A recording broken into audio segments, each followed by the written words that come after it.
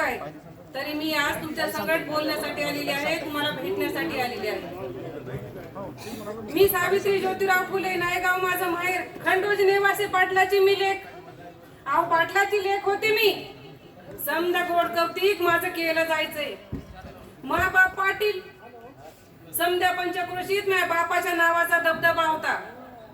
कुणाचं काय बी असू द्या, कुणाची भांडण तंटा असू द्या, कुणाची काही अडचण असू द्या, माझ्या बापाकडे यावं, ते भांडण तंटा माझा बाप सोडवायचा.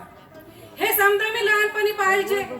मलाही वाटायचं आपणही काहीतरी काम करावं, आपणही समाजाच्या कामी यावं, असं मला नेहमी वाटायचं. मी माझ्या आईची बी लई लाडकी होते बघा. तुम्ही बी होत्या ना? तशीच मी माझ्या आईची लई लाडकी होते. माझी आई माझ्या नावानं ओव्या तयार करून, जात्यावर ओव्या तयार करून म्हणायची बघा. जात्यावर गाणी म्हणायची. तर कोणतं गाणं म्हणायची?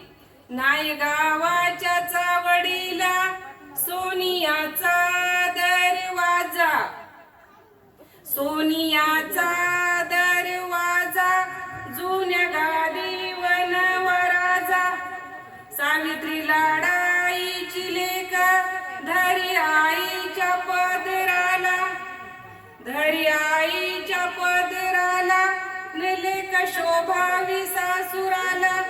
माझी आई असे माझ्या नावानं ओव्या तयार करून म्हणायची. आम्हाला नायगाव तालुक्यामध्ये शिरवळचा बाजार होता. मी आई संगत कधी कधी बाजारला जायची. एक दिवस मी बाजारला गेली. आई मला म्हणली, सावित्री तुला काय घेऊन देऊ बाई?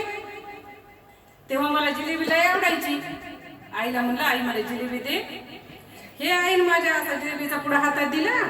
मी तो पुडा घेतला आणि खा